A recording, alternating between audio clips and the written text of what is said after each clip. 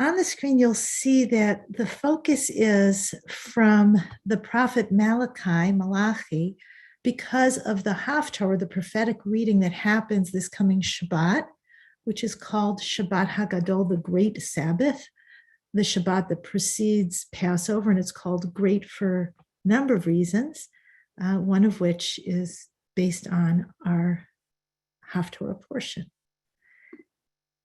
In the Haggadah, in the Exodus story, and in the prophet Malachi, there is a journey from slavery to freedom. But it's not just from somewhere to somewhere, it's also going through a process, going through walls of water, going through fear. And he analogizes this to the journey from exile to redemption. We don't instantaneously get transported from slavery to freedom. We participate in our own liberation. We participate in our own redemption. And he starts off by acknowledging in this Haftarah portion that we live in an unhealed world. And if we're going to get to Messianic days and a time of love and justice and peace, we're going to have to confront what needs to be healed. And specifically, we'll have to confront sin in ourselves, our own lack of freedom, our own lack of justice, and we're going to have to make the necessary repairs, primarily by, in his view, protecting the vulnerable, something that's always top of mind when we think about slavery and slaves, for we were strangers in the land of Egypt, but also curing all sorts of forms of injustice and inaction in the face of injustice. And the final vision in Malachi, in this Haftarah, for redemption is of a completely united and loving world where hearts turn toward one another, where there's no gap between generations or classes or religions. There's no us and there's no them. Now, this kind of transformation should sound familiar from, for example, Purim or the prophet Bilam, which is where this quote at the bottom from Deuteronomy comes, a reference to Bilam. But of course, it also applies to the Passover journey from slavery to freedom. God has transformed the curse into a blessing for you, for Adonai, your God, loves you. And we want to have an appreciation not just of what God can do in this transformation, but also of how we can participate and help. So I'm going to go through a little bit of the wording of Malachi to prepare us for the meditation, and there'll be more than I'll go into detail about. So first of all, he begins with a vision that talks about an ideal future, that there will be offerings and gifts that will be sweet and pleasing to God, and will draw on the best of our past to get there. Thinking about days of yore, days of old, Shanim Kadmaniot. And one of my favorite verses talks about something very much related to meditation. It says, V'karavti alechem lamishpat. It's a little bit tough to translate because karov means close. I will bring you close. I will approach you.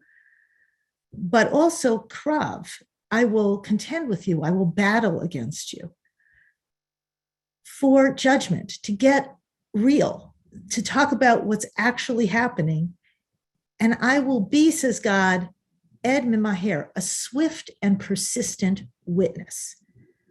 So this is very much like what we try to do for ourselves in meditation. We're internalizing this vision of Malachi, known or unknown to us, to talk about how we are on track or off track, to notice in our thinking, to have this swift and persistent witness that pays attention to how we're paying attention.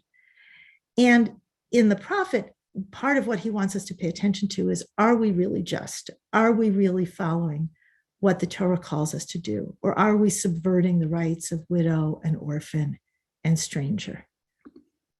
So there's a public reckoning for this, according to the commentators, but there's also an internal reckoning that's conveyed in the word bahem, which can mean against them. The hidden things that are inside that we haven't been attending to can bubble up. And sometimes they feel like a conviction, like a rebuke. They're coming up as a witness against us, but really they're for us because they're showing us what needs to be healed. And it's something that's within us, bahem. And the prophet suggests that the way to get from there to here is to throw in our lot with God's stable values, to plug into God's stability, because we change. And I love the Hebrew of the commentary by Radak here, midavar ledavar, michafetz lechafetz. We go from thing to thing, from desire to desire. But God stays the same. God has the stability of never veering from values. On the other hand, we, while we veer, always have the opportunity of return. Our story isn't finished yet. We have not ceased to be. And this theme of returning is something that IGS talks about all the time, lashuv, returning to your intention, returning to your breath. But it also, of course, refers to the return of repentance. And the source for this in many ways is this Haftarah, turn back to me and I will turn back to you, said Adonai of hosts.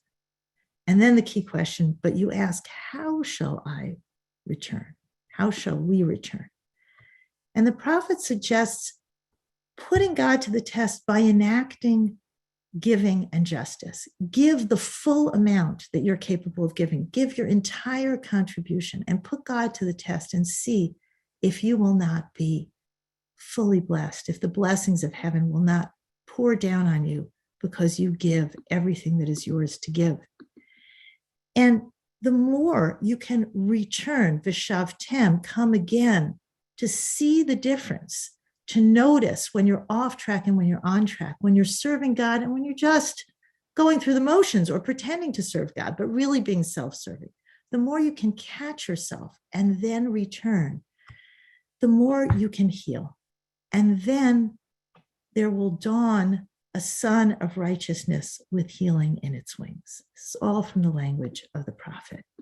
And he urges us to remember and act on right action because there is this virtuous cycle. The more you follow the Torah, the more you have awe for God, which leads you to want to follow the Torah more, which leads to more awe, and so on. And so from the commentary and from the prophet himself, we learn that there is a quality that we can activate to assist us in repair and return. And that quality might be awe, humility, peace. These are some of the ones that are mentioned in the prophet and the commentaries, or you might have another quality that can assist you in the repair and the return. And likewise, the prophet particularly highlights of all the mitzvot, giving and justice, particularly giving to the vulnerable, as what will bring you back in repair and return. And then the final vision is a vision for rapprochement, unity, peace. Behold, I will send the prophet Elijah to you before the coming of the great, awesome, there, awe again, day of Adonai.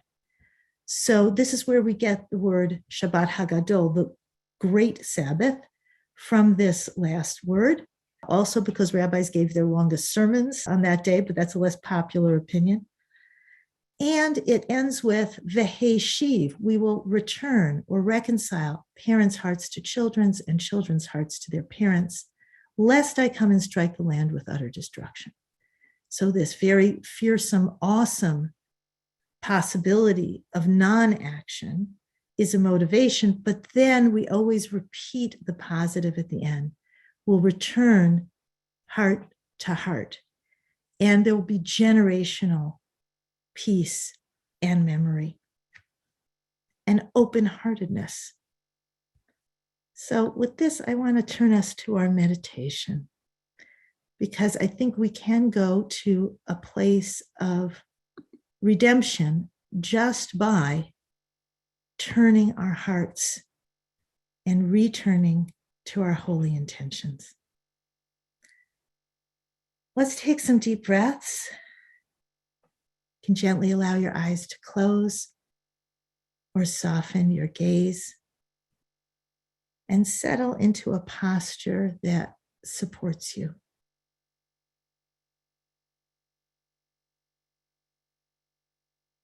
And imagine with each in-breath that oxygen is coming to help unwind any tightness or stress. And with each out-breath, you feel more and more relaxed and your muscles may soften.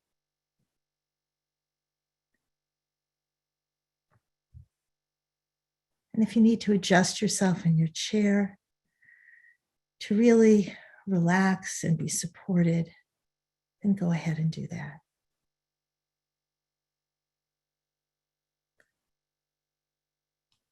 Take a moment now and think of a time in the past, distant or recent, when you were at your best. You were proud of how you conducted yourself. Maybe you were practicing justice by caring for the vulnerable. Maybe you were filled with awe for God or creation. Or you were just especially loving or free or wise. Maybe you caught yourself in a difficult moment and then returned to a noble intention. Maybe you felt particularly good and strong in a key relationship like parent to child or child to parent or spouse to spouse. Whatever comes to mind is good. When were you at your holy best?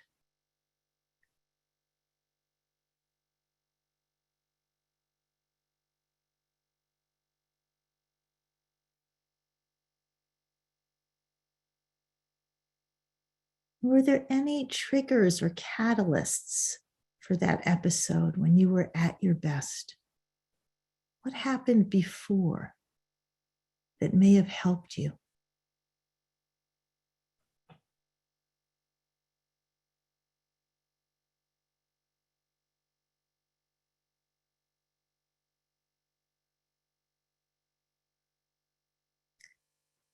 And in that moment when you were at your best, what were you paying attention to?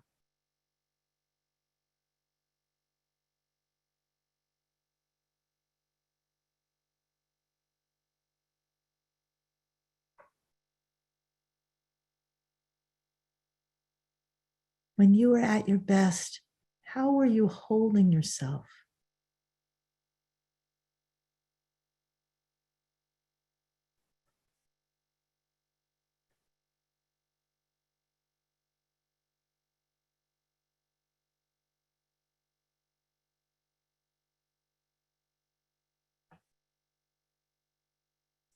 Who supported you when you were at your best? And how did you support yourself?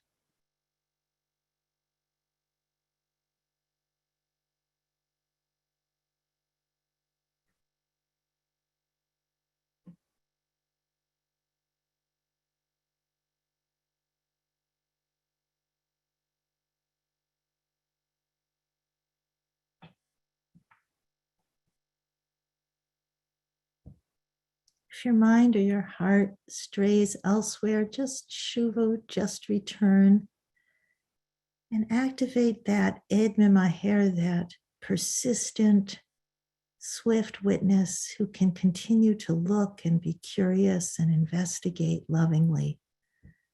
How were you at your best and what was going on inside you to prompt you, to encourage you?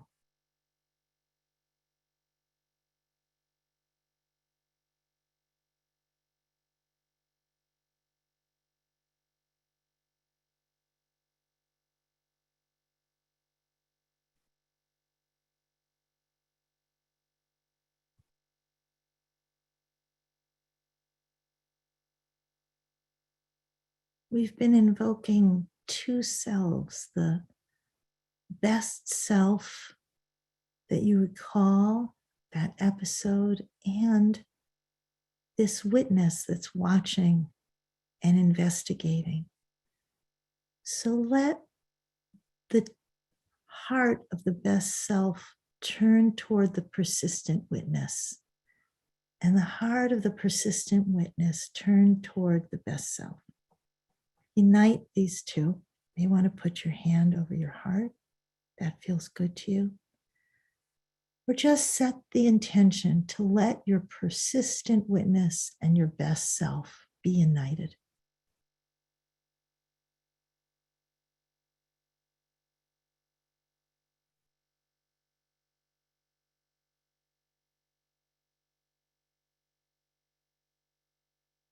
Now, turn to a time in your memory, recent or distant, when you were not at your best. Maybe a time when you were not as giving or as generous or as fair as you could have been. Maybe you were mired in a constricted mindset that didn't allow for awe. Maybe you were confounded by a relationship that was rocky or difficult or strained. For whatever reason, you were not at your most loving or free or wise. Seeing that you're not at your best is difficult, so just keep breathing. You may again want to put a hand on a heart as comfort or release your hands. But nothing harmful happens by remembering. The swift witness is helping you bring awareness to repair and to heal. So just consider a moment when you were not at your holy best and bring the persistent, compassionate, curious witness to that moment.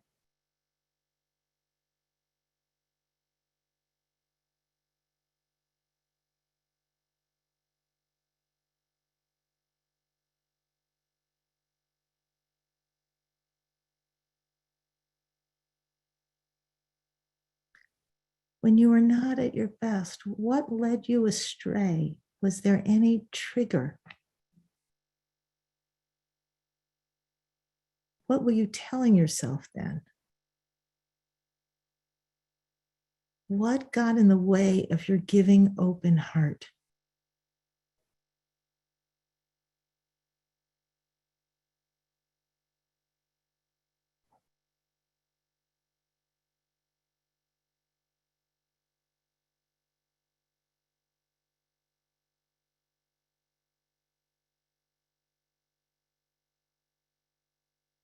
What support were you lacking from someone else or from yourself?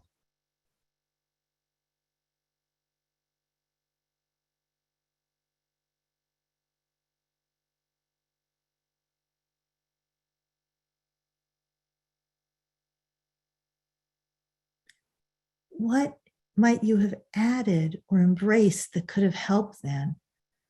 Freedom or compassion or adding some margin, finding more patient.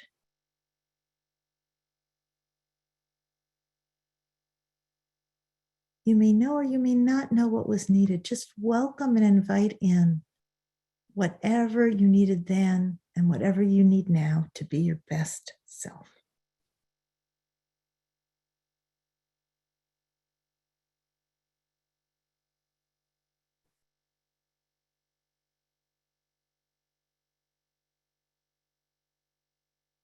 And as you embrace now whatever you need to be your best holy self, notice how it feels in your body.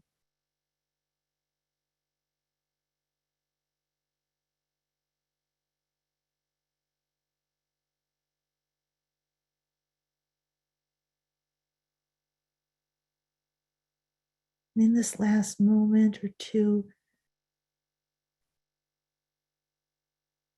can you turn your heart in a more redemptive direction?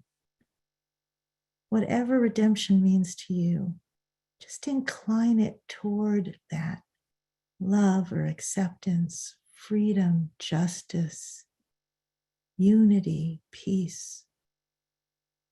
Turn your heart in a redemptive direction.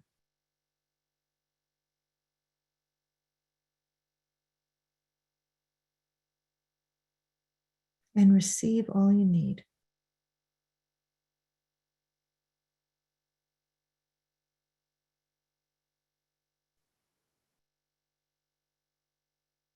To open toward it.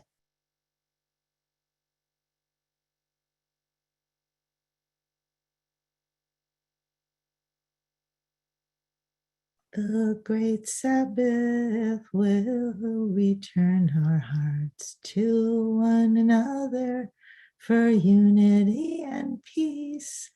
Veheshi, veheshi, ve'lavot panim, ve'levanim, alavotam.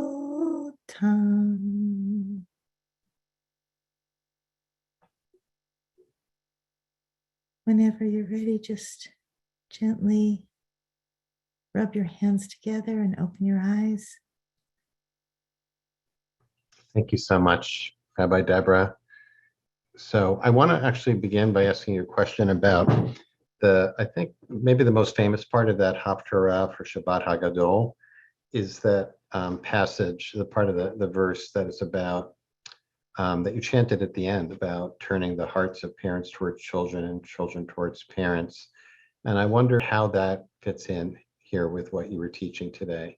Or maybe you can just, I don't know if you're comfortable speaking a little bit about like what you think the prophet Malachi is getting at with that. Like what's the role of that in this process of moving from enslavement to freedom and towards redemption? So there are a few ways to look at it. What I tried to do in the discussion today in the meditation was to globalize it, to say it's not just about parents and children, it's about, opening our hearts in general to love, to lack of division, to having unity, to not making it us and them. So it could be a generation gap, or it could be a gap based on race, religion, nationality, experience, class, all those different divides that people make will disappear in Messianic days. That's the vision. But nevertheless, he chose this example, which is your point. So why this example? And I think for Passover, it has a particular resonance of, there was a generation that went through it, and then there was a generation that didn't go through it and that only heard about it. And how can those connect? We have that experience ourselves. Some of us, born in the United States, how can we understand the immigrant experience that our grandparents had said, or those who went through the Holocaust, or any of that? But this is saying we'll overcome all of that, and we'll overcome all the, you have teenagers, I have teenagers, I can say this, we'll overcome all the generation gap stuff, and we'll overcome all the family drama, and we'll overcome all those things that divide one generation and another. And it'll be this sense of unity where it's not about roles anymore. I'm the parent, you're the child, I'm the child, you're the parent, but it's about this open-hearted love. I remember Ram Dass once was talking about his mom, and he was saying that, so much of their life experience was just about roles. It was about, her fulfilling her role as mom and him fulfilling his role as son. And he had this one memory that he shared, a ridiculous memory that everybody, I think, could relate to, of them being stopped at a traffic light and playing a game of who could hold a note the longest during the red light. And suddenly they looked over and saw someone in the next car staring at them, just open mouth, like, what in the world are they doing over there? Because they were both, in their car. And he said in that moment, with that laughter, it was suddenly like all the roles just fell away and there was no difference. They were just soul to soul. And that was the memory of his mother that he wanted to bring forward. So that's the kind of redemptive moment that I think we all had, at least hopefully one of, and maybe many, with a parent or a child. And that's something to build on in imagining what a world really unified and at peace could be. I think that's a wonderful answer. It's rare for me to go to a place where I felt good about myself. And this happened in a very spiritual way during the sit. It didn't feel as so good to go to a place. I mean, I guess probably many of us would feel this way. It didn't feel so great to go to a place where I was not at my best self. Too easy for me to go there. So I tried not to do that. How can I get back to that good feeling is what Leah wrote. But I guess the question is, what's the function of that going to that place where we're not at our best? Mm. Just to go in, just to do a little bit of a deeper dive into what is that process of doing that? Because it doesn't feel good for anybody, right? Well, I mean, the truth is, I really am sympathetic to that question. I'm so glad it was asked because, look, Jewish woman to Jewish woman, yes, we know a thing or two about guilt, self-flagellation. Don't we get enough of that? Why include it in a meditation? And the reason I did is because those kinds of unhelpful responses are the default for many people. But by definition, no one is always at their best. It's impossible. And therefore, if you want to grow and improve, as everybody who comes to a sit like this does, then you're going to have to, at some point, confront your growing edge. Where can I improve? Where can I repair? How can I return to a better intention, a better self, a better mood, a better response, something more helpful, something more nurturing?